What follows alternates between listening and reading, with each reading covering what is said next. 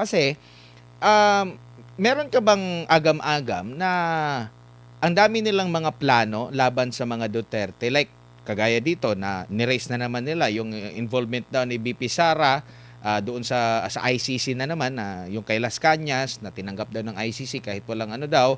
Tapos nabanggit na naman yung pangalan ni Mayor Baste na dapat daw din daw imbestigahan. Nakikita mo na ba? Kasi halimbawa pag ma-impeach si BP Sara, ang susunod na isipin nila, si Baste na lang kasi Duterte din na ito. Kumbaga, nakikita mo ba, ma'am, na parang meron din silang maraming mga plano na talagang ubusin itong mga Duterte para wala nang magmamana doon sa brand na Duterte na talagang napakalakas? Alam mo, Admar, oo, naniniwala ako dyan sa iyong sinabi, no? Pero babalikan uli natin, kahit nyo alisin ang Duterte, may mga taong sumusuporta sa kanya. Kaya nga ang tanong ko, who will inherit the 60%? Who will BP Inday Sara endorse with that 60%? 57%. I'm just rounding it off to 60. Who will she endorse? Si Baste ba? Makikita natin dun sa Senate list. Merong mga lumalabas na pangalan na, oh, pwede to oh, pwede to. So, hindi siguro sum total yung Duterte.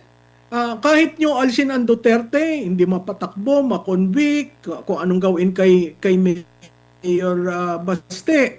Still, ang taong bayan ang nagsasabi, gusto namin ang Duterte. So kung nag-endorse si BP Sara, kay Admar ko ibibigay.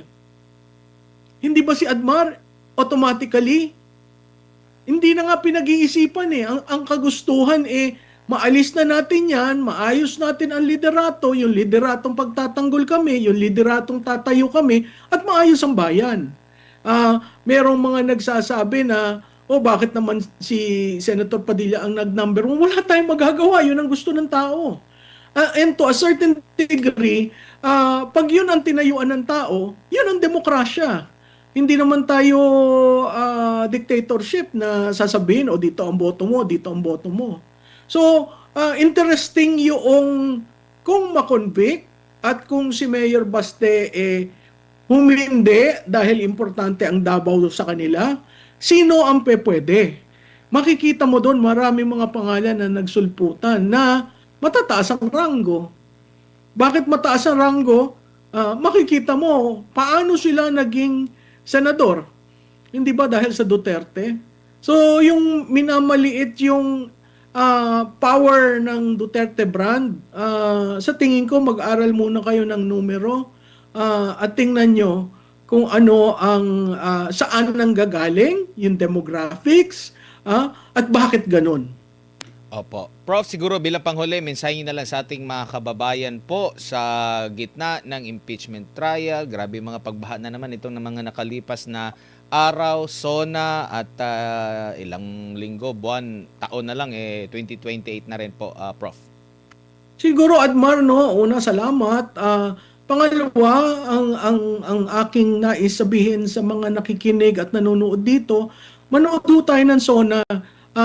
Minsan boring, pero kung minsan doon natin nahuhuli ang ating leader sa mga kasinungalingan at pambubudol sa atin. Makinig tayo kung paano niya ginawa yung kampanya na mahiya naman kayo. At kung sa dulo gusto niyo sabihin ikaw ang mahiya, sabihin po natin. Pangalawa, may mga rallies po na dadating. Sana po makita namin kayo doon dahil ito po ay hindi na lang sa henerasyon natin, sa henerasyon ng mga bata at apo natin. Ayaw po nating ibigay sa kanila ang Pilipinas na ganitong kagulo. Ang gusto po natin, maayos, stable, predictable, certain ang gobyerno para ang buhay ng Pilipino at ng household ng mga Pilipino ay kayang umusbong at lumago dahil yung basic na kailangan ng role ng gobyerno ay nagagawa. Panghuli ho, wag ho tayong mawalan ng pag-asa kasi yun na lamang ho ang hinahawakan natin at ang pananalig natin sa Diyos. Darating at darating rin ho ang panahon na maaatim natin yung ating ninanais para sa Pilipinas. So, siguro panghuli, mahirap pong mahalin ang Pilipinas, pero ganun pa man, mahalin po natin. Maraming salamat si Professor Malutikia, isang political analyst at strategist ating nakasama po mga kapartner sa paghimay po dito sa mga ganap sa ating bansa. Samantala, dito tayo sa survey naman ng Pulse Asia 2028 Presidential Survey nila. Isinagawa ito June 28 to July 3 at 6 gamit ang face-to-face interviews. 2,400 daw po ang kanilang mga pinagtatanong, edad 18 pataas. Okay? So sa unang, ayan, nakikita ninyo na larawan. Yan po ay 2028 ang titulo dyan sa table 2, no? Hinugot natin ito mula sa kanilang website. 2028 elections, presidential preference. Okay? So dito, tinanong yung ating mga kababayan. Ang tanong, ito sa mga taong nasa listahang ito, sino ang inyong iboboto bilang presidente ng Pilipinas kung ang eleksyon ng Mayo 2028 ay gaganapin ngayon at sila ang mga kandidato? Okay? So, merong nabanggit dyan, unaided. Ibig sabihin, hindi nakasama sa, sa listahan, pero merong nagbanggit sa kanila. Okay? Sino ba itong nangunguna? Unahin muna natin. Nangunguna si Vice President Sara Duterte. Sa kabuuan, meron po siyang 49%. Out of 2,449% ang iboboto si BP Sara kung naganap kamakailan ang eleksyon. 49% ang boboto sa kanya. Malayo sa pangalawa na si Leni Robredo, 26. Si Mayor Leni. Mayor siya ngayon ng Naga City po, mga kapartner. Okay? So, makikita natin dito. Tingnan nyo po yung demographics, no? Yung una, yung location.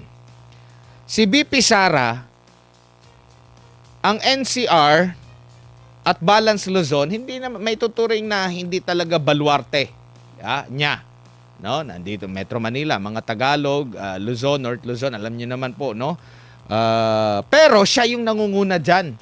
Kung ikukumpara kay Leni, halos magkapareho lang. 'Di ba? Pero pagdating sa Visayas at Mindanao, napakalayo ng lamang, hindi lang kay Leni, pati sa lahat ng mga babanggitin natin mamaya.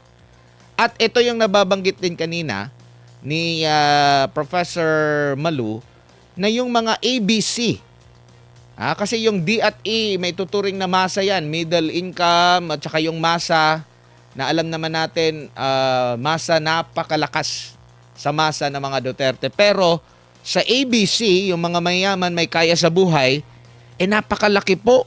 46. Ang D, 48. Ang E, 59. Kasi ito yung mga talagang constituents ni BP Sara Duterte kumpara sa kanyang mga kalaban dito sa survey na ito. Pumapangatlo si Raffy Tulfo, 14 siya. No? Double digit din siya pero 14. Si Vince Dizon, 1. Si Benji Magalong, Mayor Benji Magalong ng Baguio, 1. Si Nick Torre, yung general na nag-aresto kay PRRD, 0.01. Ako po, ba't ba sinali ito? Dapat wala na to. Aksaya sa papel to. Yung unaided naman, ibig sabihin, hindi binanggit dun sa listahan, pero nabanggit ng mga babatayo.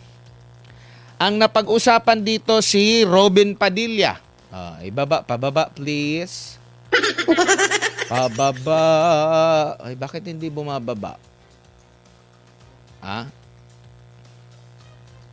I-zoom in mo na lang. I-zoom in tapos ibaba mo. Yun nga, i-zoom in mo na lang. Tapos ibaba mo para makita. Si Robin Padilla, 0.4. Si Bongbong Marcos, hindi na makakatakbo si BBM, 0.1.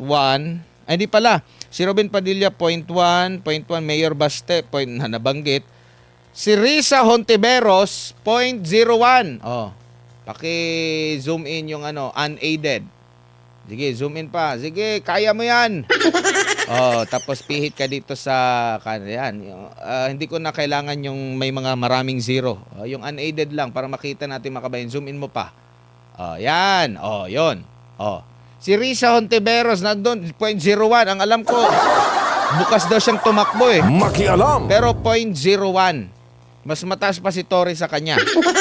Nag-iikot na rin ito si Risa Hontiveros po, mga kapartner. Okay, lipat tayo sa table 3.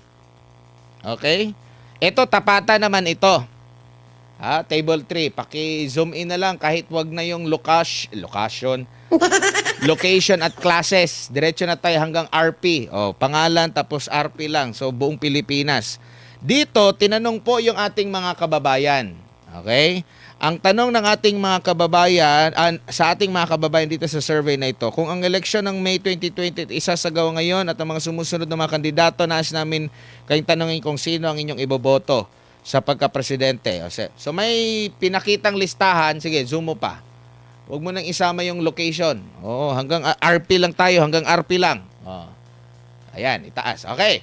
Set 1, binangga nila si BP Sara, Leni Robredo at Raffy Tulfo. So doon sa pagpipilian, sa tatlo, kung tatlo lang yung pagpipilian, abay nanguna po dito si Vice President Sara Duterte. 51 po. Laban kay Leni Robredo, 27. Yung may NCR, Balance Luzon, Visayas, disregard nyo na lang yan kasi parang hinati-hati kasi yan po, mga kapartner. Dito tayo sa kabuuan yung may pangalang RP. So sa tatlo, mayroon siguro ibinigay yung interviewer, yung nagsusurvey. Dito sa tatlo, sino sa tingin mo yung iboboto mo? Kung tatlo yung tatakbo. So, nangunguna pa rin si BP Sara, 51, 27 si Leni, 16 si Raffy Tulfo. Ngayon dito tayo sa set 2. Okay, baba tayo, set 2. Eto, dito sa set 2 ang pagpipilian, Duterte Sara, Erwin Tulfo, Risa Hontiveros.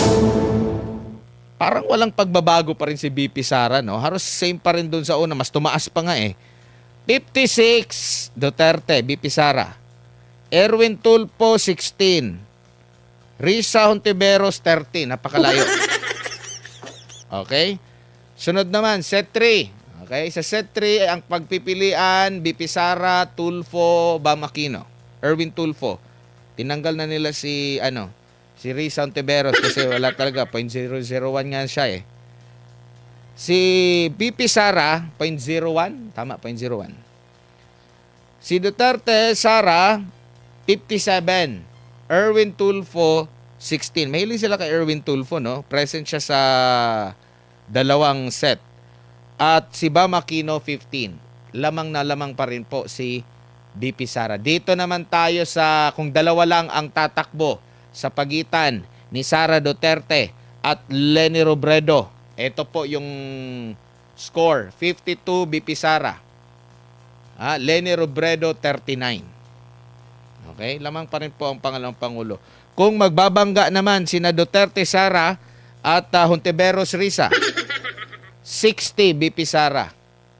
21 Hontiveros, kulelat na kulelat talaga.